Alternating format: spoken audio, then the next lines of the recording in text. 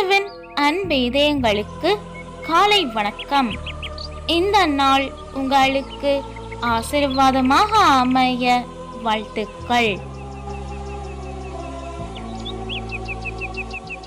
இப்புதிய நாளுக்கான ஆசீர்வாத இறைவசனம் எசாயா அதிகாரம் 49 இறை வார்த்தை 8.